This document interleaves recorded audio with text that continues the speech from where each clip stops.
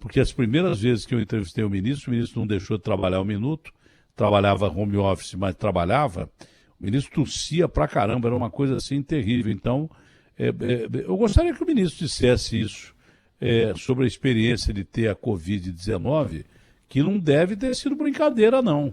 Não deve ter sido moda. Ele ficou um mês em casa e essa molecada fica brincando com isso, porque acabamos de dar a notícia que o Neymar voltou de Ibiza contaminado pela Covid-19. Ele, mais o Di Maria e o Paredes. E possivelmente mais outros 2 jogadores do PSG. E é o que me consta, lá em Ibiza, tudo que não tinha era distanciamento social. Pelo contrário, tinha alinhamento social. Eu ia dizer outra coisa, mas não cabe no momento. Ministro, é um prazer falar com o senhor, bom dia. Mas não foi mole a experiência com a Covid. Nós tivemos um menino aqui, o Cauã, que evoluiu pior que o senhor, mas um jovem, em que ele falou, o cantor sertanejo, ele falou assim, o Datena, teve 2 dias lá que eu pedi para morrer. Então a molecada tem que entender que além de transmitir o vírus, a molecada tem que... Não que o cara não saia para se divertir, já está liberado e tal, mas distanciamento social, uso de máscara, não custa nada isso, não custa nada. O senhor passou por um aperto também, não passou, ministro? Passei. O que aconteceu, né? Dando bom dia aí a todos os ouvintes da Band e a tia, toda a equipe, né? Mandar um abraço para o Felipe, né? Que fica aí para a gente poder conversar. Às vezes eu consigo, às vezes eu não consigo. Mas dizer que no dia 16 de julho eu estava com bastante febre aqui, saí mais cedo daqui, liguei para o meu médico, disse que eu achava que estava com Covid, mas o bicho pegou mesmo no dia 17 de julho. Né? Tive febre de 38, mais de 38,5, aí tinha dor no corpo, palpitação, falta de ar, coriza, tosse. A sensação é de uma desorganização absoluta no teu corpo. Eu até liguei para o médico e disse, escuta, doutor, eu não posso mandar aí o meu corpo passar uns 3, 4 dias na clínica, depois eu volto para ele, dá uma consertada, arruma esse negócio que eu estou voltando. Aí eu tomei, né, aquele protocolo da hidroxicloroquina, azitromicina e ivermectina, isso na sexta, fiquei muito ruim na sexta. Aí no sábado dei uma melhoradinha, bem assim, uns 10, 15%. No domingo a melhora foi evidente, aí já estava com 48 horas de medicação. E na segunda-feira, Datena, eu estava praticamente bom, né? Claro, com tosse, aí eu perdi o paladar, perdi o olfato. Aí lá na minha casa foi assim, na segunda-feira caiu a minha mulher, aí ela entrou no mesmo quadro, na terça-feira ela não conseguiu sair da cama de tão ruim que estava. E a minha mulher é triatleta, treina muito, né? E para ela ficar na cama só se ela está mesmo muito abalada, porque senão ela não... Ao contrário, ela dorme pouco, treina muito, né? Que é a vida do triatleta. E depois, na terça, caiu a minha filha, mais velha, mas aí ela durou só um dia. E o que aconteceu depois com o vírus que nos atacou é que eu testei com 14 dias positivo, e ela também, com 21, eu fui negativar com 28 dias pós-contaminação, no exame do PCR, aquele do nariz. E a minha mulher ainda ficou até o 34º dia com o vírus no corpo, para a gente entender essas variações, né? Daqui a pouco tem pessoas, eu agora acabei de receber um prefeito lá do Rio Grande do Sul, que ele estava me dizendo que ele pegou a doença, não sentiu nada. E ele disse, tá doido, ele dizia para o médico dele, doutor, eu estou aqui trancado em casa, não senti nada. Ele é de origem italiana, eu posso tomar um cálicezinho de vinho? Aí o médico dizia, não, vinho só pode tomar. E ele passou tomando vinho, o período em que ele ficou, né? Estava frio lá. Aí é uma bela quarentena. Então, melhor que o meu tratamento, né? Claro. E aí eu perguntei, tá, mas tu perdeu o paladar, tu perdeu o olfato? Eu perdi tudo. A minha mulher pegava um pote de pimenta assim e botava na comida para sentir um salzinho, né? Uma diferencinha, né? E eu passei praticamente 10, 15 dias sem ter nem sabor, nem olfato. Ele disse que não teve nada. Então, varia de uma pessoa para outra pela sua... Aí a esposa desse perfeito passou com ele o tempo todo, não pegou até hoje. Toda a família pegou, ela não pegou. Então, tem essas variações individuais, né? E tem a variação do próprio vírus, né, que às vezes se atenua ou ele se agrava, né, na forma de atacar o organismo das pessoas. Ministro Onyx Lorenzoni, que tem sido peça fundamental do governo Jair Bolsonaro, porque Messias é o presidente, mas quem está fazendo um papel próximo disso, sem querer, né, é o senhor, né, porque o senhor foi responsável por organizar com o sistema financeiro do governo o pagamento de um auxílio emergencial que serviu para segurar a onda no Brasil e evitar uma convulsão social. Todos nós reconhecemos isso. Não foi um auxílio à altura do que o brasileiro merecia? Não foi, mas o presidente disse muito bem. É pouco, mas para quem não tem nada, acaba sendo muito. Isso aí segurou a onda.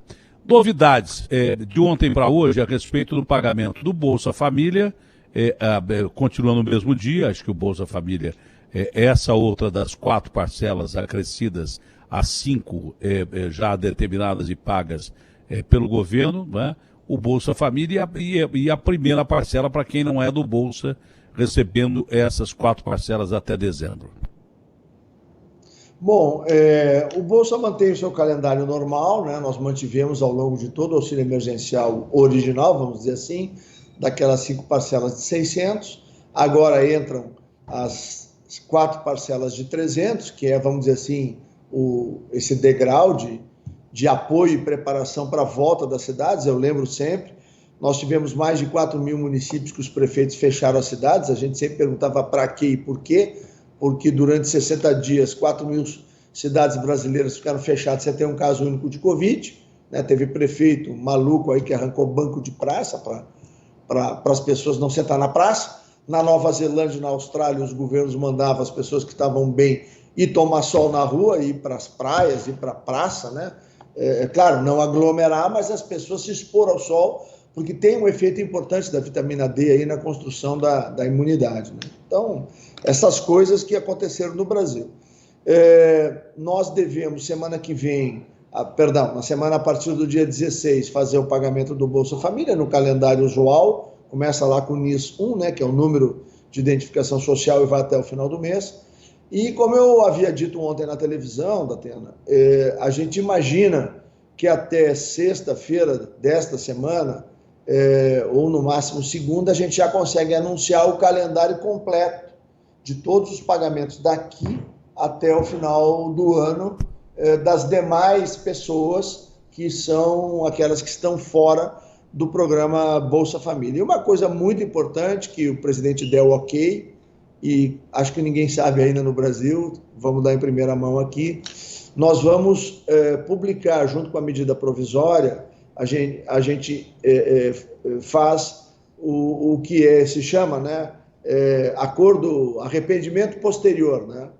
Tem o arrependimento eficaz, que acompanhou lá aqueles casos, né, de acordo de leniência, lembra?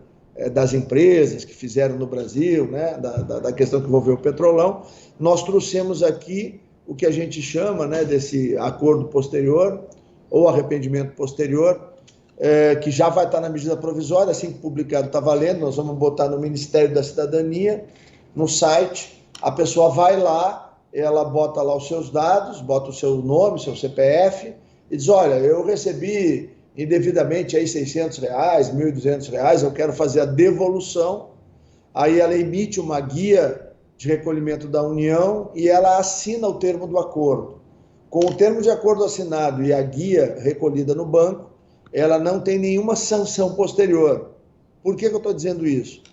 Porque nós vamos, ao final, no início do mês de dezembro, a gente consolida todas as informações de quem recebeu indevidamente o auxílio emergencial e a gente vai mandar para a Receita Federal. A Receita Federal vai aplicar na base de dados que ela tem por CPF para as pessoas. E aqueles que receberam indevidamente vão ter que ajustar a conta com o fisco, quando prestar conta o ano que vem, com juro, correção monetária, mais multa.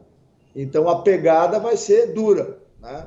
Os servidores públicos, por exemplo, vão sofrer processos administrativos, que pode caminhar para a sua demissão com justa causa pelo setor público, porque eles mentiram e pegaram dinheiro que não era para eles. né? Então não tem brincadeira nem tem folga. Mas, por outro lado, a gente abriu, e o presidente autorizou que a gente fizesse isso, uma janela de oportunidade para quem errou, reconheça seu erro, pague o valor, devolva o valor aos cofres públicos, e aí ele se livra de todas essas complicações posteriores. Então, essa é uma notícia que trata de uma coisa que é ruim, o cara que pegou indevidamente, mas que é uma boa notícia porque se cria um espaço vamos dizer assim, de reconhecimento do erro e recomposição da pessoa, não quer dizer, no seu CPF, principalmente, como cidadão, né? Ou cidadã. Notícia em primeira mão e justo pra caramba, com as pessoas que já fizeram essa devolução voluntariamente. E não foi pouca gente. Em milhões é uma grana. O ministro pode até falar quantas pessoas devolveram voluntariamente. Então, o cara que não devolveu, que o faça, porque é injusto para quem já o fez voluntariamente. Pois não, ministro? São 130 mil pessoas, esse número é do início da semana, tá? A gente totaliza aí na sexta-feira. O meu pessoal, na sexta-feira a gente passa para poder noticiar o número correto, mas o último número que eu tenho aqui, olha, já cresceu.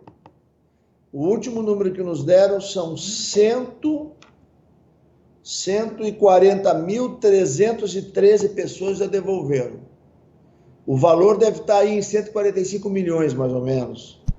Olha que legal, ó. O cara que recebeu indevidamente devolveu 146 milhões, mais ou menos, aos cofres da União.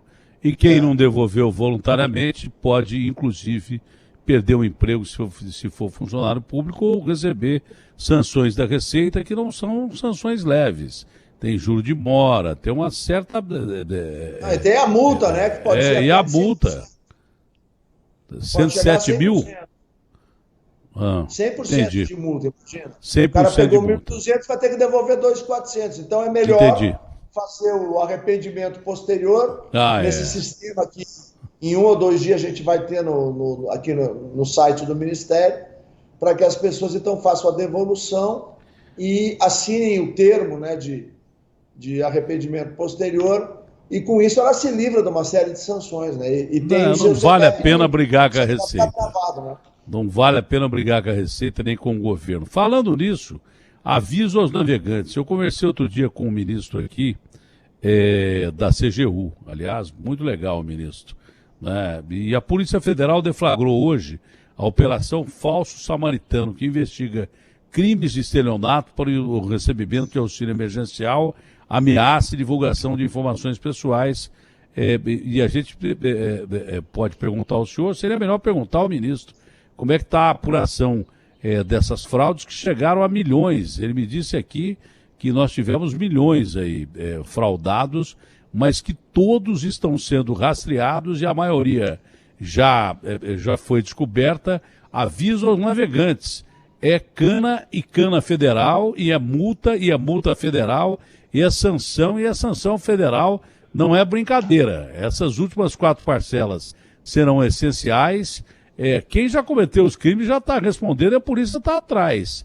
E dá cana, não é só multa, não. Então, é importante a divulgação dessa notícia aqui, não é? Bom, Datena, nós temos aí mais de 300 procedimentos investigativos andando. Já com a de hoje, se não me falha a memória, é a 4ª quadrilha presa, né? E nós continuamos abastecendo, nós montamos aqui, junto com a Polícia Federal, uma base de dados de combate a atos de corrupção no auxílio emergencial. Então, nós processamos as informações aqui através do nosso sistema de TI, isso vai direto para a Polícia Federal, abastece essa base de dados, e a Polícia Federal fica trocando essas informações com a equipe técnica que nós temos aqui, que é dirigida por um delegado de Polícia Federal, quem cuida da nossa área de TI aqui e de monitoramento. É um delegado, Marcos Paulo, que é o delegado da Ativa da Polícia Federal, que está cedido aqui para coordenar esse trabalho. Aliás, faz um belíssimo trabalho, tanto que o nosso índice de falhas que ocorrem, né, num montante desse tamanho, nós estamos atendendo aqui uma Argentina e meia, né, mas o nível de combate às falhas ou às tentativas de hackeamento, tanto do nosso sistema aqui como da própria Caixa, né, que foi alvo de muitas e muitas tentativas, a gente está usando toda a inteligência artificial lá da CGU, ela tem um sistema de inteligência artificial muito bom, a Polícia Federal, a própria BIM tem colaborado com a gente, então está todo o governo tentando ter barreiras altas, né, para evitar desvios aí indevidos. Mas numa operação desse tamanho é praticamente impossível, e nós então construímos esse acordo de base de dados para a base de dados que nós construímos aqui, ela é instantaneamente, online, ela é transferida para a Polícia Federal. Então, por isso que nós estamos pegando as pessoas, entendeu? Porque a troca, ela é imediata da informação. Olha, 3 detalhes que eu achei fundamental no pagamento dessas 5 parcelas, né? Tirando o fato do pagamento das 5 parcelas que ajudou pra caramba quem precisava, porque a gente via muita gente morrendo de fome e ainda vê, ajudou, mas muita gente ainda passa dificuldade. Se não houvesse o auxílio emergencial, é possível que a gente enfrentasse uma convulsão social. Isso é claro, por exemplo, na pesquisa do Datafolha, eu disse ontem que o presidente Jair Bolsonaro subiu vários pontos e caiu a rejeição por causa do pagamento do auxílio emergencial. Mas detalhes fundamentais. O primeiro deles, você insere no sistema bancário quem não sabia usar ou tinha vergonha de usar o sistema bancário, né? Essas pessoas são inseridas no contexto. E você não sabe como é legal para um cara que nunca usou o sistema bancário por vergonha, por desinformação, ele pela primeira vez fazer isso. É um negócio fantástico. Eu não estou dizendo nem dos invisíveis, é pessoa que não usava mesmo, porque não sabia usar e que passou a ter esse hábito, né, de controlar as suas próprias contas, de entrar no sistema financeiro, evitar que outras pessoas fizessem isso por eles e que, por consequência, muitos aposentados, principalmente, são roubados mesmo, até por gente da família. Isso é muito legal, o cara se sente ativo. Outro detalhe, isso foi fundamental, a inclusão dos invisíveis.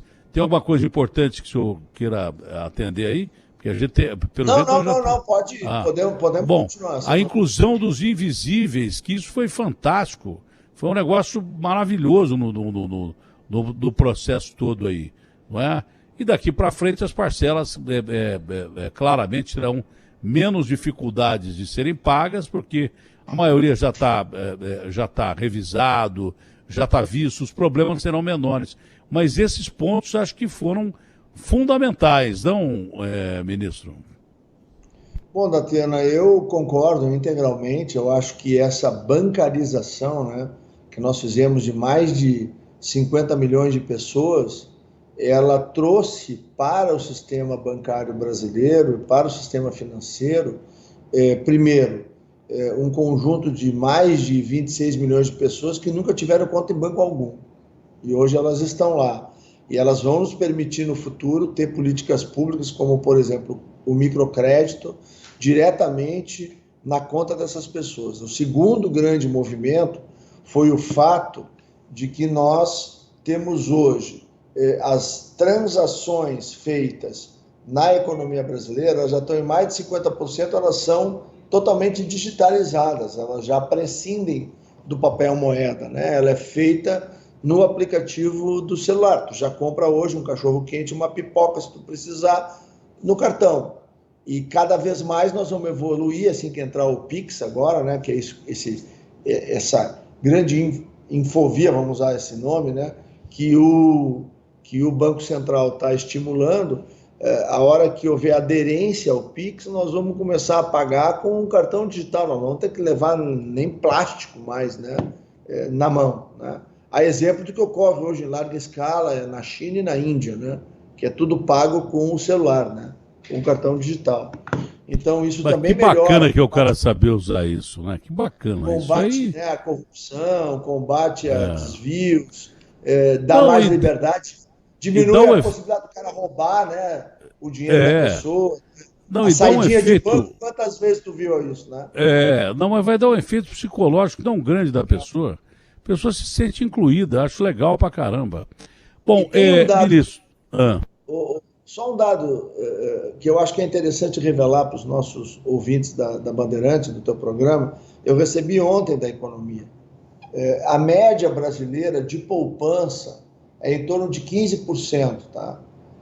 O auxílio emergencial permitiu, junto com o BEM, né, que é o benefício emergencial, os dois juntos permitiram que, da série histórica de uma média de 15%, em julho desse ano, a média subiu para 15,6%, ou seja, 6 pontos, né? 0,6 pontos percentuais foram ampliados na poupança interna, impactando diretamente na condição das classes D e E. Então, nós estamos falando aqui de um aumento até na poupança, seria no entesouramento que as pessoas fazem, que tem origem na classe D e E. Ou seja, isso melhorou a condição de consumo, melhorou as relações de consumo, melhorou a qualidade do que era consumido por essas pessoas. Então, isso é um dado também que eu acho que é importante, porque, como tu disse, nós sim temos ainda no Brasil, como em toda a América Latina, aqueles que passam fome, que têm muita dificuldade. Mas essa rede de proteção que o presidente Bolsonaro montou, ela permitiu que neste momento, que era muito grave a situação pela questão da pandemia, a gente tivesse a possibilidade, inclusive, de ter melhora na condição de vida dos mais humildes. Eu acho que isso é algo importante que a gente tem que lembrar nesse momento. Olha, eu entendo a gentileza do ministro, e nos atendeu ontem, nos atendeu atendeu o povo brasileiro, nos atender agora na rádio. Eu não sei, está combinado para hoje à tarde, eu não sei se pode ser mantido para hoje à tarde. Não, vai ser mantido. Ótimo. O senhor sabe, sabe qual a proporção que está chegando de perguntas do Brasil inteiro e do mundo inteiro, porque nós temos hoje um sistema online com o mundo inteiro. Sabe qual a proporção de perguntas que está chegando agora aqui? Imagine lá na televisão desde ontem. Aqui, para o senhor ter uma ideia, a cada menos de um minuto, não dá nem um minuto, são 40 segundos, a cada 40 segundos chega uma pergunta para o senhor. A cada 40 segundos. Um negócio assim, maluco, a gente nunca viu isso aqui. Foi a mesma coisa que a gente fazia, quando a gente fazia aquelas transmissões com a Caixa tinha os picos de audiência no sistema Caixa Tem, a hora que a gente entrava no Brasil, gente, era uma coisa assim maluca, mas subia absurdamente. Então foi muito legal ter participado desse processo também e ter ajudado o governo a esclarecer dúvidas que tinha para melhorar o Caixa Tem. Foi bacana, eu me senti muito feliz em poder ajudar. Foi muito legal mesmo. A gente está esgotando o tempo do ministro, vamos falar com o ministro hoje à tarde. As perguntas que eu recebi aqui eu vou passar para o ministro hoje à tarde também, dentro do possível, né? E as perguntas da TV que vêm, repito, do mundo inteiro, não só do Brasil, mas de brasileiros do mundo inteiro, que tem parentes aqui e daí por diante. Mais uma última pergunta, só para a gente encerrar, é sobre o Renda Brasil. Como é que está isso? O Paulo Guedes está se acertando com o presidente Jair Bolsonaro e o senhor, como é que fica aí o Renda Brasil? Bom, na verdade, o Renda Brasil nasceu em novembro do ano passado, eu estava na Casa Civil. Quem estava aqui no Cidadania era o ministro Osmar Terra. Nós tínhamos e temos no Brasil um problema de desfocalização, é o termo técnico, né? Para o programa Bolsa Família. O programa Bolsa Família, para fazer um resumão, ele, nas suas condicionalidades, ele cria uma dependência das pessoas. Isso foi proposital no passado e tinha como objetivo ter um desdobramento político-eleitoral, né? Por isso que aconteceu o que aconteceu no Brasil. A visão do presidente Bolsonaro e a minha também, nós fazíamos críticas lá atrás ao Bolsa Família, como ele era conduzido. Agora que nós estamos aqui, nós temos o dever e a obrigação de montar um programa que seja realmente de proteção aos mais vulneráveis, mas ele trabalhe com os conceitos de mérito e permita a emancipação das pessoas do programa e trabalhe com o conceito de que as pessoas possam prosperar. O auxílio emergencial nos ajudou a mostrar para as famílias mais pobres do Brasil o quanto é bom poder receber, em vez de R$190, 600, 1.200 ou 1.800. Muda e muito a qualidade de vida, a alimentação, o vestuário, né? As condições com que aquela família se organiza. E a decisão que nós tomamos, ela foi no sentido de poder fazer a separação do auxílio emergencial de uma política pública que vai reunir não apenas sobre o conceito de ciclo de vida, nós vamos agregar junto todos os programas da primeira infância, que são muito valiosos e muito importantes, para que a família seja vista de maneira ampla e a gente permita que a família possa se emancipar e evoluir, o pai, a mãe, os filhos e principalmente as crianças. Porque nós aqui do Cidadania cuidamos da vida dos bebês brasileiros, né, desde o ventre da mãe. Nós hoje acompanhamos 170 mil gestantes, nós queremos multiplicar isso para 500, 600 mil mulheres gestantes, e nós acompanhamos hoje 840, 850 mil crianças de 0 a 36. Nós queremos, ano que vem, ir para 2 milhões de crianças, queremos dobrar o número que nós cuidamos hoje. Então, para tudo isso, o Renda Brasil, no final do ano, vai ser apresentado. Eu me comprometo de, assim que tiver o ok do presidente, do governo, eu vou contar nos detalhes como ele vai ser e vai ser muito, muito bacana. As pessoas vão gostar, porque vai abrir para o ano que vem uma nova perspectiva para os mais vulneráveis no Brasil. Ministro, ótimo dia, saúde como sempre. Obrigado. E até daqui a pouco. Abraço grande. Obrigado pela oportunidade, viu, Datena?